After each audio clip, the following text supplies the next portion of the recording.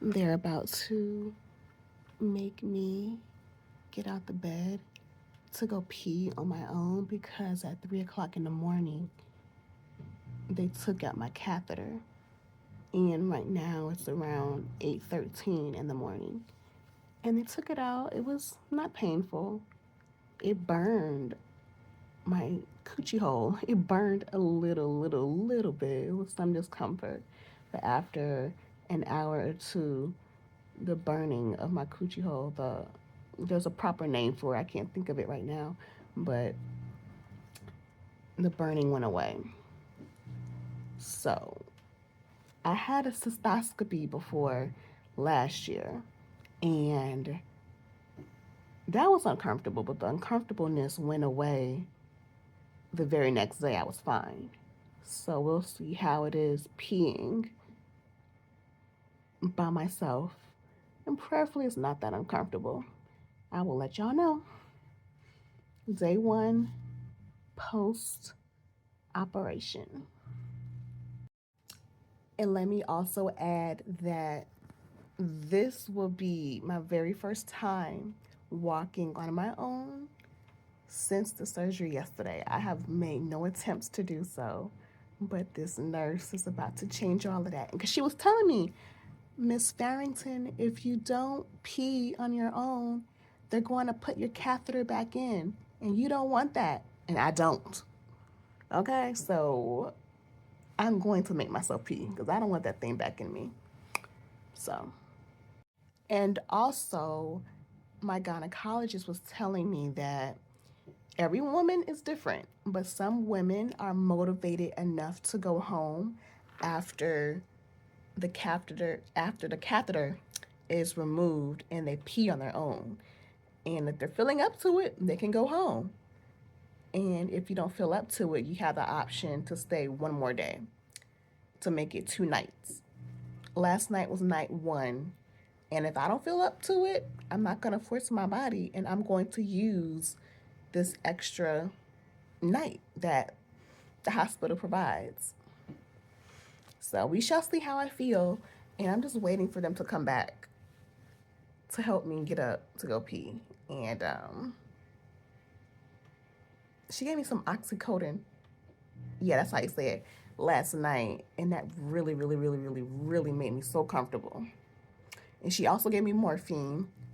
Surprisingly, the morphine didn't really work last night. I still felt uncomfortable. But the oxycodone, it really did its job. And I slept quite comfortably. And they got this stuff on my legs that y'all saw in my earlier video. The big wrap, the blue stuff that they wrapped around. It's still on my legs. And it squeezes your legs every few seconds to prevent blood clots from happening. So I've been able to sleep with it going off every few seconds. So I don't mind it because I don't want no blood clots. They're coming back in. I'm ready. Good morning. How you doing? Good You morning. ready? Good morning. I'm good. How you doing? I'm doing okay. You say you ready? Yeah, they want to help make me go pee. Oh, pee. Yeah. How they gonna do that? They gonna walk into the bathroom? Oh, who gonna help you? Nurse, I forgot The her nurse? name. Okay. So I think They had a shift change, so I'm not sure who's gonna come in to help. So can you walk? Cause nobody say anything to me. I never tried walking since yesterday. Okay. I haven't walked since the surgery. You don't want no bedpan, right? A bedpan? Mm-hmm. I'd rather go to the toilet. All right. Okay. Let me ask Yeah. somebody because. So when somebody said they're gonna help you? That was like 10 minutes ago. Okay, But I'm gonna find out. yeah, okay.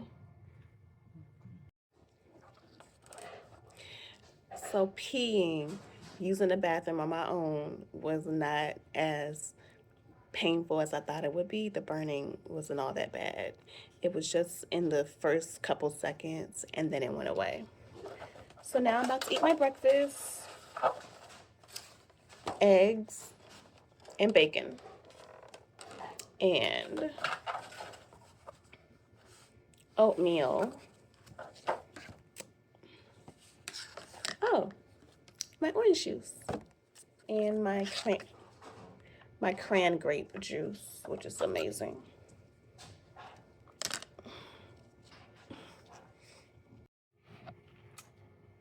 They gave me morphine, the second morphine dose. I said last night it wasn't really working, but I think I feel the difference. I'm in so much pain, but it's helping. But now it's lunchtime. A turkey, mash, and vegetables, and some punch, I guess. And I decided to stay the 2 full nights because the pain I am in, I'm not ready to go home just yet. I am not motivated. And I have gas, really bad gas. I can feel it moving around, but it won't come out. And it hurts to force it out. It does, but I'll be okay. The morphine drip is helping. So it's still day 1, post-op. If this is what it's like to have a baby, count me out. Well, count it out. Oh my gosh.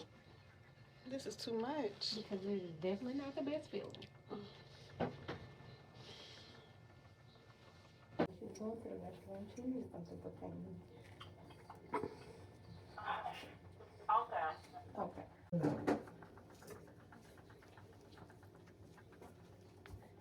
So it's funny.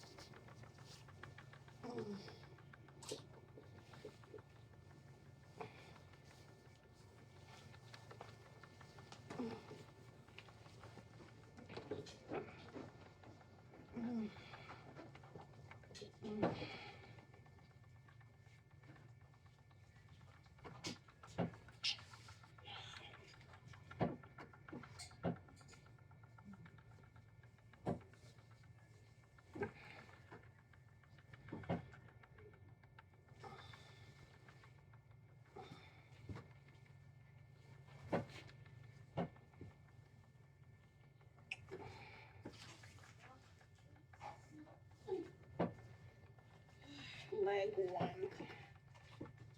me try doing myself. Okay.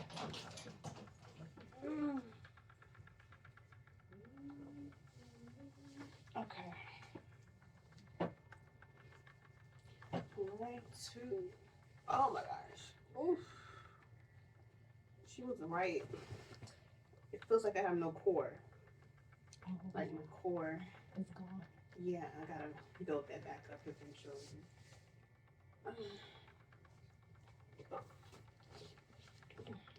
Can you help me?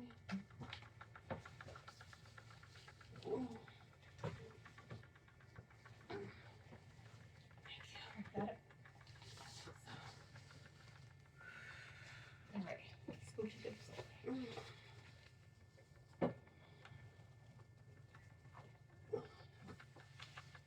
Oh, that's my exercise for the day.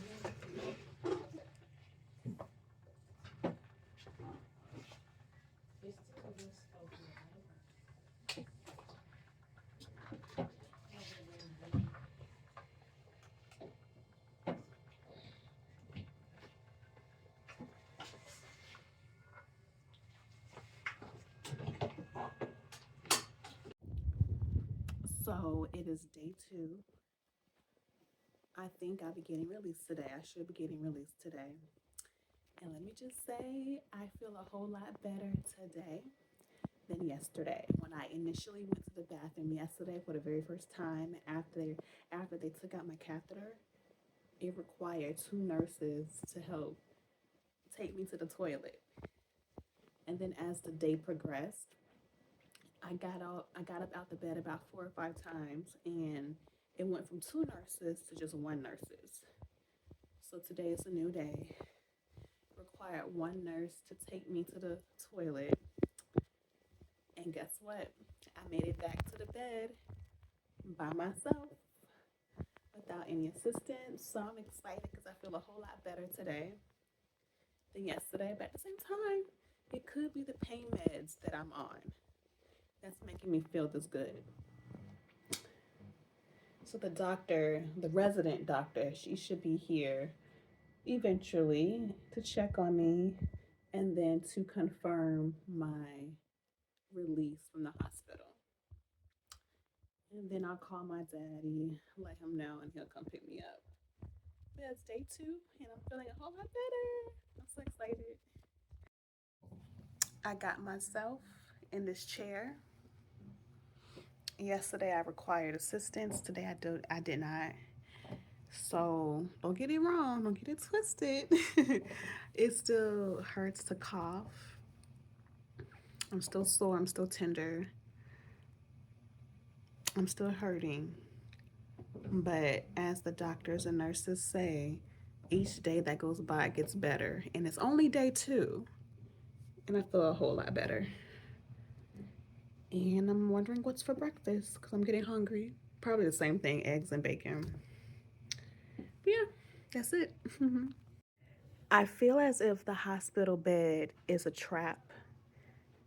So I'd rather sit right here in the chair for more independence because this bed will suck you in, okay? And it's hard to get out of it. So I'm going to remain in this chair for the remainder of the morning until I get released. So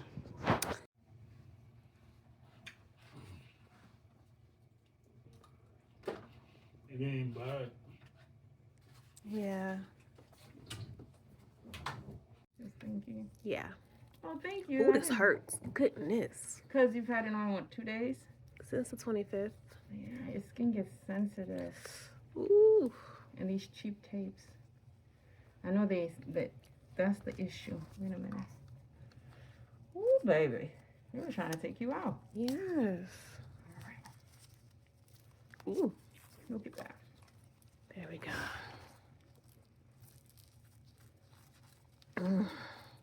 She said, Oh my goodness. This one should be better. This one's easier, like I thought. So the alcohol just helps with the adhesive part of it. Okay. Also, yeah, to clean, but it really helps because it's just, when you guys been in here for a little while, I'm gonna have you do this. It just gets so sensitive. So I find that a little bit of a rubbing out. Wonderful. Okay. Good. I could turn the light. Yeah, I'll turn it on. You wanted to see it as well. Yeah. So you can hold that. Yay. Okay. It's still day 2. I'm about to get discharged. I'm about to put on my clothes, and my daddy is out there getting the wheelchair for me. And I forgot to mention that they gave me this pain pump. This pain pump has my ball of medicine inside, and this IV is connected to my incision to help numb the pain. So let me show you what the pump with the ball of medicine look like. Hold on. But this is what the pump looks like. And I'm out of breath because I just got done using the bathroom by myself. Yay! That's exhausting, okay? That walk from the chair to the bathroom, from the bathroom to the chair, wore me out. But anyway, here's what the pump looks like. What a medicine ball looks like. It looks like this. And each day, the medicine that's in here will decrease as it's pumping the numbing pain through the IV into my incision area. And the doctor told me that once this is empty, I can easily pull the IV from my incision myself. And there's a video on how to do that, but she said it's very simple. So yeah. Ooh. I'm out of breath for real. And this is able to get wet, but it's best to put this on the shelf in the bathroom as I'm showering. But the IV, it's okay to get wet, you know, but this stays attached to me for the next 2 weeks at least. That's it. Let me get dressed. I forgot to mention that I wear this around my waist. It's like a fanny pack. So I can adjust it to fit my waist. And it just goes right around my waist and I walk around with it. And it's so funny because my gynecologist during the pre-op, she was telling me that my incision area will be a cute little scar. No, it is not. It's between 5 to 7 inches long. My C-section open myomectomy scar. It's like almost from hip to hip, pretty much. It's a big scar. I will show y'all, you know, once I get healed up. It's a long scar. It's not cute and little. Maybe it's cute, but it's not little like she promised me it would be. But my fibroids were huge. Y'all saw it. So she had to do what she had to do to get them out, because all together, the fibroids were about 3 pounds, she said. The biggest one was 15 by 13 by 10 in centimeters. Mega. And also the MRIs, the ultrasound, they can only show so much. And my doctor, my gynecologist, she told me she cannot put an exact number on the number of fibroids she's gonna take out. What they do is when you have an MRI, they measure the biggest ones. So they measured the 4 biggest fibroids. And at that time, the biggest one was 10 centimeters. The course of 2 years, that 10 centimeters grew to 15, you know. But the gynecologist cannot give you an exact number of fibroids you have. They will not know that number until they cut you open and take everything out. I didn't know I was gonna have over 25. And I say over 25 because some fibroids were fused together into one big fibroid. So that's why I say over 25, because some fibroids are stuck together. So I may have like 30, but they're stuck together. A lot of them were, so yeah. Let me sit down.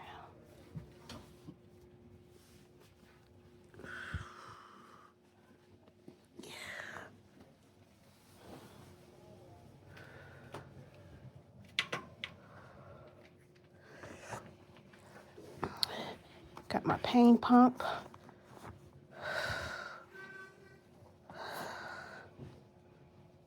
Thanks, Daddy.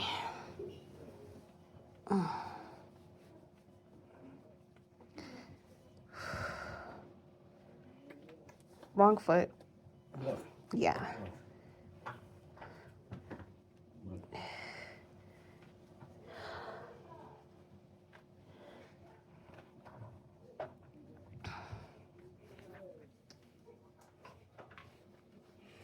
Ooh.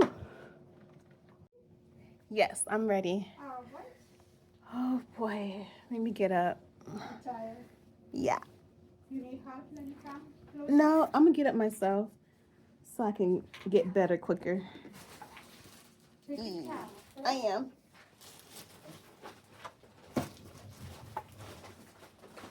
All this stuff gonna be hanging? Oh, that one's gonna hit for good. So, I'm gonna put on one. On my way. Did I get everything? Not everything you got. Okay. On my way home. Pain pump. Bye. Where you hang your bag? Yes, I got it. Yeah, I get her. Thank you so much. Come on, touch it. Yes. I have to document for memory purposes. I know. So,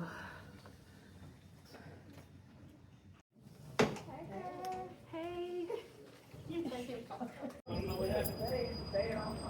Oh, what's up? I'm all right. What's going on with everybody? Yeah. How you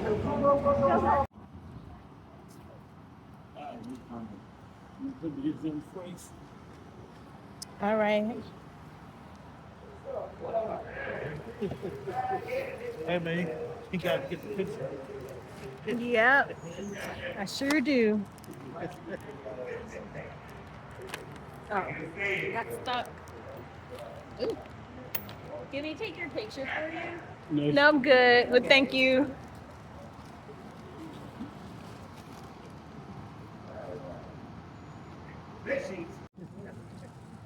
oh, you got hold on. You gotta push on. Yeah, there you go. You got push down on it. There you go. Thank you. You're welcome. Make it work. Look how flat my stomach look already. Oh my God. My stomach hasn't looked this flat since I was 21. Really? Wow. You're right. Wow.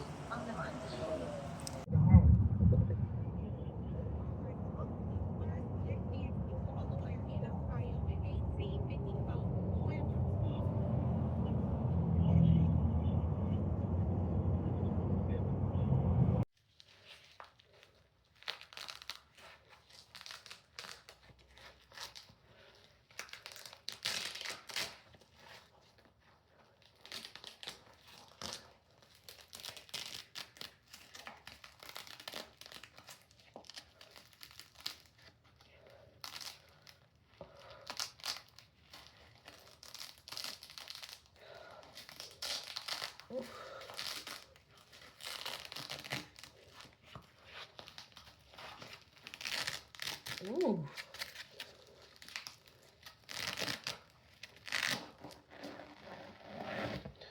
Oh, wow.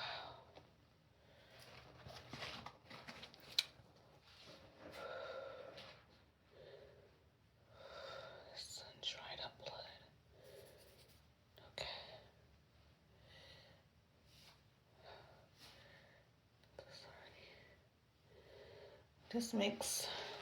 This makes a huge difference. The moment I took this off, I felt everything come loose in regards to my stomach support. Wow, okay. So this is day 2 post-op. And I'm feeling pretty good. I'm all bruised up. I'm feeling pretty good. And I'm still swollen, of course.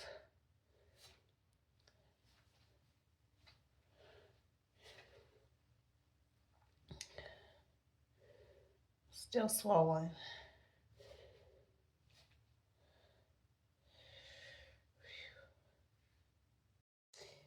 And this is the pain pump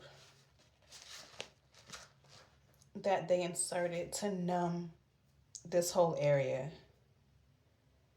But I'm still sore. I'm still sore. It still hurts to sneeze. It hurts to cough. It hurts to blow my nose. But it could be a whole lot worse without this pain pump. Hey, my beautiful people. So I'm happy to report that I am back home in the comfort of my bed. And that sound in the background, that's my sound machine. It helps me sleep. But anyway, I'm in the bed naked. I'm sitting on the pads or the pad that I got from the hospital. I asked my daddy to ask the nurse if I could take a handful home, and they gave me just that, a handful. So I'm comfortable naked because to be honest, I haven't had a period in 2 years because I'm on birth control, as y'all saw in my first video. Um, but because of the surgery, I'm spotting a little bit. A little spotting, so this pad is protecting my mattress. I haven't had any medicine since I left the hospital a few hours ago. Last night, they gave me my 3rd morphine dose, which helped. And then I also had a few doses of ibuprofen last night. And I left the hospital around 2:30. It is now 5 o'clock. And I haven't had any other pain med since 2:30 because she gave me my ibuprofen right before I left. So I'm feeling good. It's day 2 still, and I'm blessed and thankful for how I feel. It could be the medications that's doing the talking for me, but I feel so good. I just got out the shower. It took a while to shower, okay? 'Cause I'm still sore, I'm still tender, and I had to secure my pain pump to the shower and all of that. It got wet, but the material it's made out of, it's okay. But yeah, I'm freshly showered. I'm in this bed, about to get on Instagram and thank the people who are supporting me and eat some snacks. I did ask my gynecologist, what is the exact cause of fibroids? She said there's lots of speculations going around about what you eat, your diet, perfumes, candles, this, that, this. A lot of people have their thoughts on what causes it, but she told me the truth of the matter is they're still researching fibroids, the cause of it. So in 2025, we cannot say exactly what causes fibroids, you know. And prayerfully in this lifetime, we actually have a spot on answer for what causes fibroids. And I forgot to say that I'm wearing the girdle or waist trainer, as they say present day, that I got from Amazon because I was wearing the hospital's version, but that got all bloodied up with dried up blood. It's still usable, but that's, you know, in the bathroom. But I got on my black girdle really, really tight because my doctor said that it helps with core support. She sewed my muscles back together, my abdominal muscles, because she had to cut through it. She sewed those back together, but the girdle is supposed to help with support and help further heal the muscles that she sewed together. Wearing the girdle helps a lot. And without the girdle, I can feel the difference. Oh my gosh. Without the girdle, I feel so unsupported. So I got it on extra, extra tight. And she told me to wear it 23/7. Only take it off to shower. When I'm done showering, put it back on. And I did just that. So it's day 1 of wearing this girdle on day 2 post-op. That's it. Bye.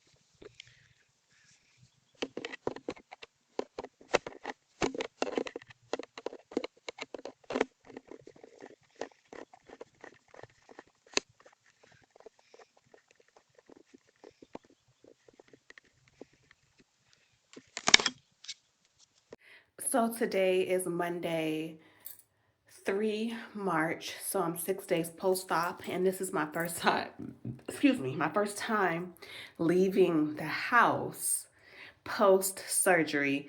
That was 6 days ago. I got my pain pump in here, got on my abdominal binder per doctor's orders, and I'm about to go run some slight errands. My daddy has an appointment and other small errands to run that I'm assisting him with because he doesn't know the Atlanta area all that well, and I don't want him to get lost, so I'm here to assist him. And so yeah, and excuse that smoke detector you heard earlier. It's in my garage and we changed the battery, but it still chirps. We got to figure that out. But anyway, because someone in the comments will bring it up. So let me beat it before anyone else could beat me to it. So anyway, on my way, and I'm feeling good. I'm feeling a whole lot better than day 2 when I first came home. There's slight cramping, slight pain on this side, but I think that's where the pain pump is inserted, the IV. I think that's what the discomfort and the pain is, because it's only on this side and it's in the area of the pain pump. So besides that, I'm doing good. Well, I gotta clean this mirror before someone brings that up too. Your mirror is dirty. No, I'm good. I'm coming. All right, bye y'all.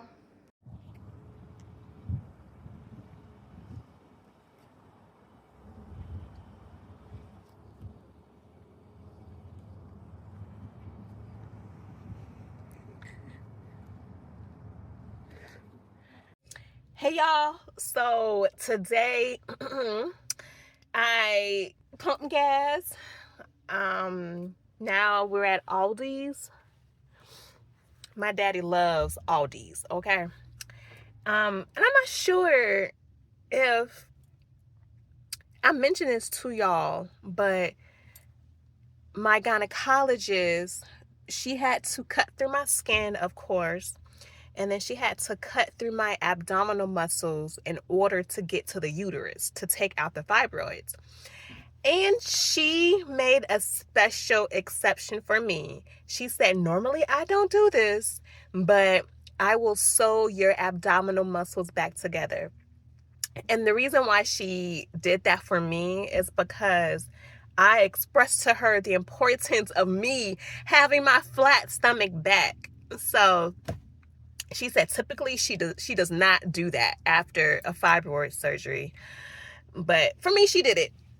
So that's why wearing my abdominal binder is important. But yeah, pump gas. I got out at the VA, as you saw. What else did I do? I checked my P.O. box. Yeah.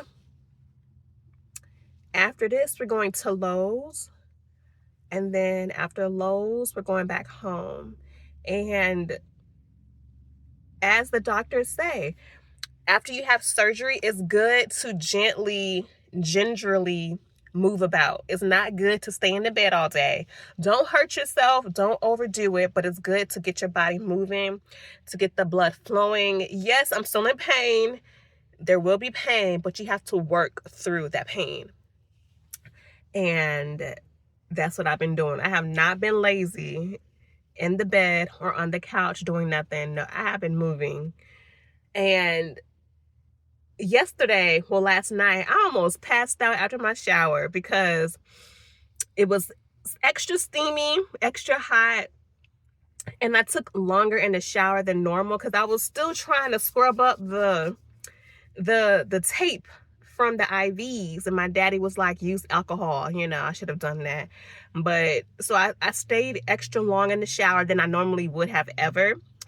And I guess I wasn't hydrated enough. So by the time I was done drying myself off, putting on my moisturizer, I felt so faint, like I was about to pass out. And the next step was for me to put on my abdominal binder. I did not have the energy to do that. I'm like, I can't do that. I might pass out from doing that. So I had to lay down on my bed, drink my water to get my bearings together. And then once I got myself together, I went back in the bathroom and I put my abdominal binder back on. So yeah. So this is my abdominal binder that I bought from Amazon. I forgot how much it costs.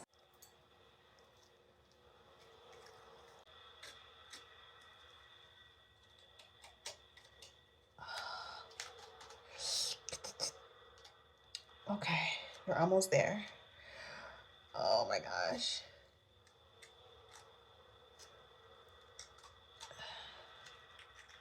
The nurse said that removing the catheter should be painless and it should not hurt. Oh, Lordy. Okay. All right. Ooh. Mm. It's like I'm getting a wax. Ah. Okay.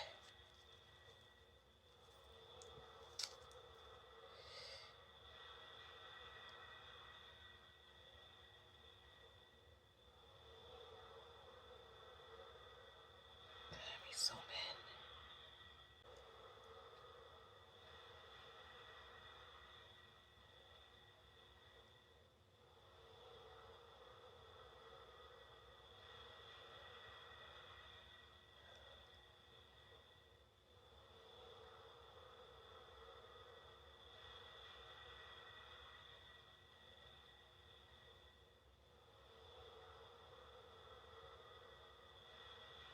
Ooh. Ooh.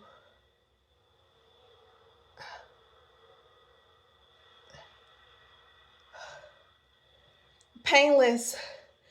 Let me put my Band-Aid on.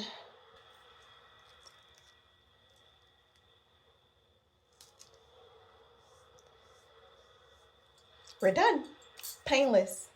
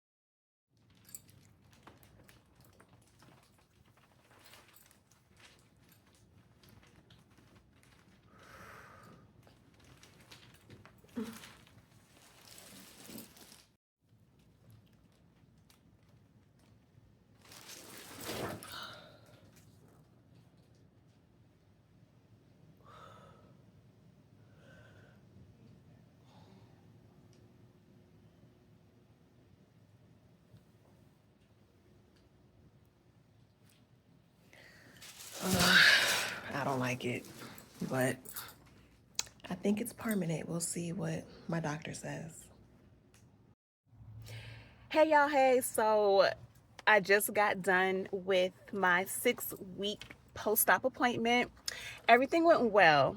So as far as that C-section pooch, pouch, shelf, whatever you want to call it, she was explaining how that works because I wanted to record and set up my camera in the office, but I wanted to hear vividly what she was saying. I didn't want to be distracted by my camera, so I didn't pull it out. But she was saying that they had to, it's called the fascia, I believe she said. The fascia is what she had to sew together in different parts, and that's why certain areas of my myomectomy scar is tough, hard, and thick to the touch. She said that over time that will soften, and she said that the way it looks will improve over time. And it's only been 6 weeks, so I got to give my body time to fully let that heal. And it's not gonna go all the way completely flat or anything like that, but it will improve. But she did say that that puffiness that I'm seeing, that's fat. And she said that the only way to get rid of it is if I lose a lot of weight or get liposuction, you know. And I love this part about my appointment, because my gynecologist, she's had an open myomectomy, she's had C-sections, and she showed me what hers look like, and hers look very similar to mine, very similar. So I'm glad that she did that, because she made herself relatable, and she made me feel as if I'm not alone in this situation. What else? So yeah, I have to continue doing my scar massages. She showed me how to do it, and there's also lots of videos on YouTube as well. But make sure you type in C-section scar massage or the myomectomy massage to get the right videos. I'm gonna continue doing that, and then I do have my 6-month post-op appointment in August, and that'll be with the HSG dye. And what that will do is see how my uterus is healing up, to make sure that it's back to normal. And my gynecologist explained it, and she said that the uterus heals itself so beautifully that when you look at it, it'll look as if nothing ever happened to it. You know, that'll be after 6 months. Now, this appointment is not going to see or determine whether or not the fibroids grew back or not. That's not going to happen. That'll be with an ultrasound. So this HSG is just to check out the healing process of my uterus. Let's see. But yes, the human body amazes me because it heals itself so beautifully. After my surgery, day by day, I felt remarkably better each day, to the point where I'm now at my 6th week, and I forgot I had my surgery. Sometimes people will ask me, "Hey, Anishka, how you doing? How have you been healing?" And I'm like, "Oh, I forgot I had the surgery." But I'm doing good. Thank you for asking. Seriously. Let me check my notes to see if I forgot anything. Hold on. And let me backtrack and also say that my gynecologist, she said that the way my myomectomy scar looks, she said that is not a result of bad technique from her or any doctor. That is just the way the human body heals itself, you know? And she did stress to me, whenever I do become pregnant, have a baby, a C-section is my only option. I cannot do a vaginal birth because I risk the chance of rupturing my uterus, and we do not want that to happen. So a C-section is my only option. And let me check my notes again. Hold on, y'all. And she was also saying that the way my scar looks is very, very minimal. It's considered a good scar, she said. And hers too. When she showed me hers looked so similar to mine that she said that our scars, hers and mine, is considered good. Because she said she has some friends and some other people who she knows, their scars don't look as good as hers, you know?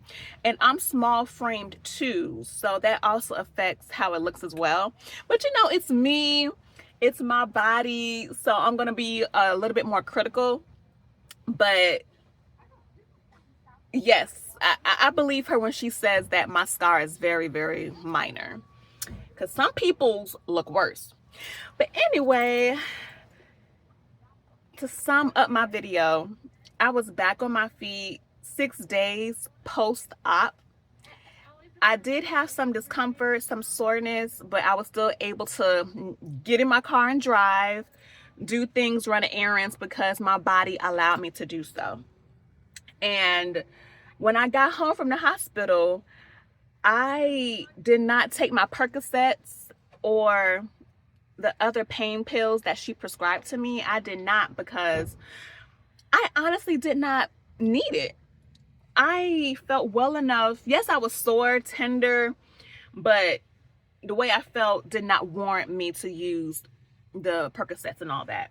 Plus, people were telling me how Percocets and other painkillers can back you up and give you constipation. I didn't want that, because my first TMI, but my first bowel movement post-surgery happened about 4 or 5 days later. Having gas, ooh, that gas moving around in my stomach was brutal. It was so sharp, it was painful. Not only that, but it would not escape. It would not come out. No matter how bad that gas was moving around in my stomach, it would not come out. That made it worse. But thankfully, around day 4 or 5 is when I finally was able to relieve myself naturally with I took no laxatives. I just wanted to do it on my own. And eating grapes helps. Grapes has lots of fiber, and that is one of the key things that helped me. You know, I didn't want to take no Miralax, none of that she prescribed me. I just let it happen naturally. So, and my gynecologist, she used dissolvable stitches internally and externally, of course. And when I was in that first several days post-surgery, when I tell you having to cough, ooh, it was painful. I felt as if I was going to burst through my stitches. And of course that did not happen, but that was how painful coughing felt. Thank God I did not have to sneeze, because my sneezes can be powerful. I can only imagine the pain I would have been in had I had to sneeze, you know. And I'm grateful that I didn't somehow become pregnant during this period of me having my fibroids, because the fibroids took up every inch, took up every space of my uterus. I had over 25 of them. They weighed 3 pounds when she took them all out, because there would have been no space for the baby to grow. I can't predict what would have happened, but I would have been devastated had a miscarriage happened. And the miscarriage could have been prevented by me having my fibroids taken out beforehand and then getting pregnant, you know? I'm just grateful that did not happen. Woo! And my gynecologist was telling me how one of my biggest fibroids actually lost blood supply and was dying inside of me. And she was saying how had I kept that fibroid in me long enough that was dying, it could have made me sick. So I'm so glad that I got this process out the way. And my apologies if my thoughts are all over the place. I just want to get this out to y'all, you know. But anyway, another thing that I experienced was gushing of blood post-surgery. Thankfully, I'm at 6 weeks, and that stopped a couple weeks ago, maybe 3 weeks ago. It stopped finally, you know. But my gynecologist was telling me that my body is healing as if I just had a baby down there in my uterus. So yeah, I experienced the spotting, the gushes of blood, and thankfully I was able to get extra pads from the hospital so I could lay on my couch, lay on in my bed, you know, so I would not mess up my sheets or my mattress or the couch, you know. So that helped a lot. But yes, and they happen randomly, you know. So thankfully that phase is over with the gushing of the blood. And I dislike it. It gets on my nerves when people be like, well, Anishka, you know they're gonna grow back. Your fibroids are gonna grow back. And what you gonna do when that happens? Ooh, I can't stand the negative people like that with that mindset. Like, keep those thoughts to yourself, okay? I'm going to stay positive over here. I'm not going to have those thoughts in my mind about them growing back. And if they grow back, I'll get them removed again. Hey, I see how I bounce back from the surgery. I'll get them taken out again if that were to happen. But I'm not going to think negatively like that, you know? So, and my gynecologist, she did say if they did grow back, it's not going to be overnight. Because to be honest, you do have to be realistic. Yes, you do. But she did say if they did grow back, it's not going to be an overnight thing. And she thinks that my fibroids probably started growing when I was a child, but they did not become exponentially huge until just a few years ago, you know? So she thinks that it may have something to do with our childhoods that triggers them to grow. No, there's no cure for fibroids. We don't know the cause just yet. There's lots of speculations. When I say lots of speculations about what causes fibroids. But she said that the way my fibroids looked, how many she took out, how they were fused together, she thinks it has something to do with them being triggered to grow when I was a little girl. And they did not become huge and massive until my early 30s. But yeah, don't let negative people stay in your ear talking about they gonna grow back. Yes, you gotta be realistic, but at the same time, stay positive. Have positive thoughts in your mind, you know. And I know people love to say that you have to change your lifestyle.